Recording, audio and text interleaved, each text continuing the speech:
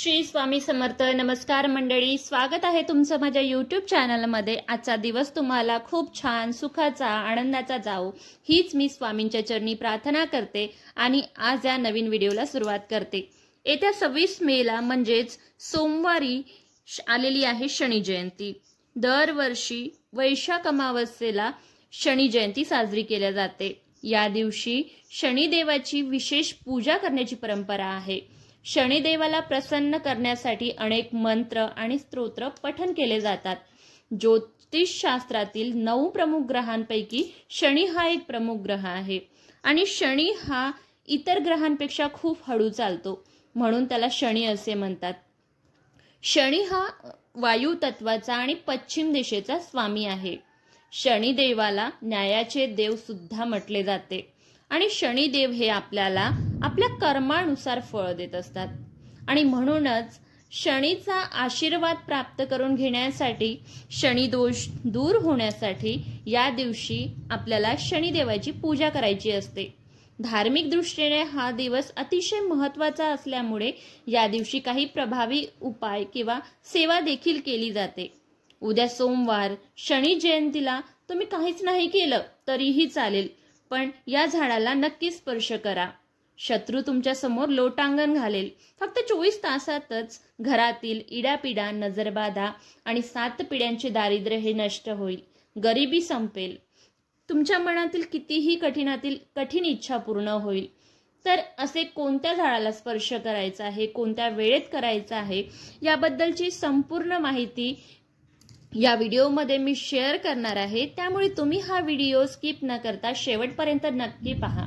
चॅनलवरती नवीन असाल तर चॅनलला सबस्क्राइब जरूर करा आणि असेच नवनवीन माहितीपूर्ण व्हिडिओ बघण्यासाठी चॅनलला सबस्क्राइब जरूर करा आणि बेल आयकॉनला क्लिक सुद्धा करा, म्हणजेच तुम्हाला नवनवीन व्हिडिओचे अपडेट मिळेल, नोटिफिकेशन मिळेल आणि तुम्ही त्वरित तो व्हिडिओ बघू शकाल। तर आज हा जो उपाय आपल्याला शनी जयंतीला करायचा आहे तो उपाय तुम्ही दिवसभरामध्ये सकाळपासून संध्याकाळपर्यंत जेव्हा कधी तुम्हाला वेळ मिळेल, शक्य असेल तेव्हा तुम्ही करू शकता। तेव्हा तुम्हाला या झाडाला स्पर्श करायचा आहे। आपल्या हिंदू धर्मामध्ये वृक्ष, वनस्पती, पर्व आणि नद्या यांना विशेष महत्त्व आहे। आध्यात्मिक दृष्ट्या काही झाडे आणि वनस्पतींना देवाचे प्रतीक मानले जाते आणि विशेष तिथीवरती जर आपण या झाडांची पूजा केली तर देवांची पूजा करण्यासारखं आहे ते। शास्त्रात ही झाडे पूजनीय मानली जाते कारण त्यांच्यामध्ये देवदेवतांचा वास असतो। असे मानले जाते की या वृक्षांची पूजा केल्याने देवतांचा आशीर्वाद हा आपल्याला प्राप्त होत असतो आणि आपल्या घरामध्ये सुख समृद्धी नांदत असते। या वृक्षांमध्ये एक दैवी शक्ती असते। आपण जेव्हा या झाडासंबंधित उपाय करतो, या झाडांना स्पर्श करतो, तेव्हा ती दैव शक्ती आपल्याला प्राप्त होत असते। देवांचा आशीर्वाद हा आपल्याला प्राप्त होतो आणि आपल्या सर्व इच्छा, मनोकामना या पूर्ण होतात। जर भरपूर दिवसापासून तुमच्या मनामध्ये एखादी इच्छा असेल, प्रत्येकाच्या मनामध्ये इच्छा असतातच, संसारिक माणसाच्या जास्त असतात आणि आपल्या सर्व इच्छा पूर्ण होण्यासाठी रात्रंदिवस मेहनतही करत असतो, परंतु कधी कधी आपण कितीही मेहनत केली, कितीही कष्ट केले आणि कितीही प्रयत्न केले तरीही आपल्या प्रयत्नांना यशच मिळत नाही। जर आपल्या कुंडलीतील ग्रह हे कमकुवत असेल, त्यापैकी जर शनी ग्रह हा जर कमकुवत असेल किंवा शनीची आपल्याला 7.5 असेल तर आपले कोणतेही काम पूर्ण होत नाही, कोणत्याच कामात आपल्याला यश मिळत नाही। सतत अडचणी, अडथळे आणि समस्यांना आपल्याला सामोरे जावं लागत असते आणि म्हणूनच जर आजच्या दिवशी तुम्ही या झाडाला स्पर्श केला तर शनीची 7.5 ही कायमची संपेल। तसेच तुमच्या सर्व अपूर्ण इच्छा या पूर्ण होतील। तुम्हाला प्रत्येक कामामध्ये यश मिळेल आणि प्रत्येक गोष्ट ही तुमच्या मनासारखी घडायला सुरुवात होईल। तसेच जर तुमच्या आयुष्यामध्ये एखादा शत्रू असेल, तुम्हाला शत्रू वारंवार त्रास देत असेल, शत्रू तुमच्यावर खूप काही वार करत आहे किंवा तुमच्या घराच्या आजूबाजूलाच तुमचा शत्रू आहे, अशी लोक आहेत जी तुमच्याशी खूप गोड बोलतात पण त्यांच्या मनामध्ये तुमच्याबद्दल वाईट असते, वाईट विचार असतात आणि ते तुमचं वाईट कसं होईल याचाच विचार करत असतात आणि प्रयत्न करत असतात. तर असा शत्रू नष्ट होण्यासाठी हा उपाय केला जातो. तर शनिदेव त्याचे आपल्याला निश्चितच फळ देत असतात. तसेच हा उपाय केल्याने आपल्या घरातील इडापिडा, नजरबाधा, दरिद्रता ही कायमची दूर होऊन घरात पैसे येण्याचे मार्ग हे मोकळे होत असतात.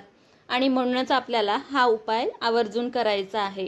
उपाय करण्यासाठी सोमवती अमावस्येला म्हणजेच शनी जयंतीच्या दिवशी सकाळी लवकर उठायचं आहे. अंघोळीच्या पाण्यामध्ये 2 थेंब तुम्हाला मोहरीचं तेल आणि चिमूटभर काळे तीळ टाकून स्नान करायचं आहे. त्यानंतर स्वच्छ कपडे परिधान करून आपल्या देवघरातील देवाची पूजा करून घ्यायची. आपल्या देवघरामध्ये शनीची जर मूर्ती ठेवत नाही शक्यता आपण, म्हणून आपल्याला शनिदेवाची पूजा मंदिरामध्ये जाऊन करायची आहे.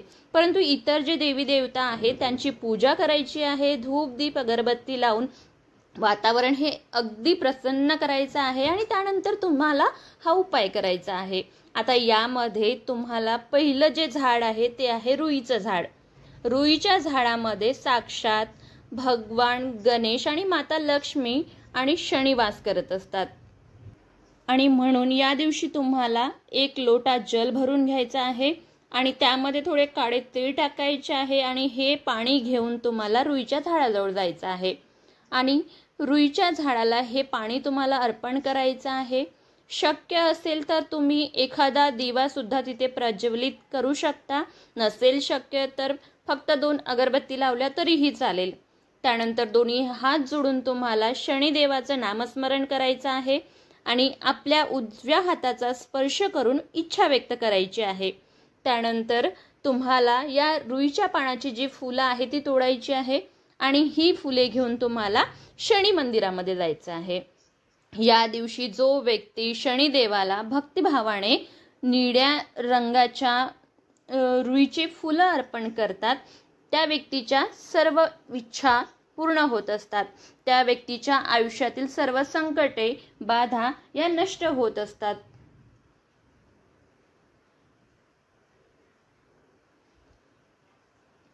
ही रुईची फुले तुम्ही अर्पण केल्यानंतर तिथेच बसून 1 वेळा शनी स्तोत्राचं पठण करायचं आहे किंवा ओम शनिश्चराय नमः या मंत्राचा जप करायचा आहे. त्यानंतर पुढचे झाड जे आहे ते आहे शमीचे झाड. या शमीची फुलं ही देखील शनिदेवाला अतिशय प्रिय आहे.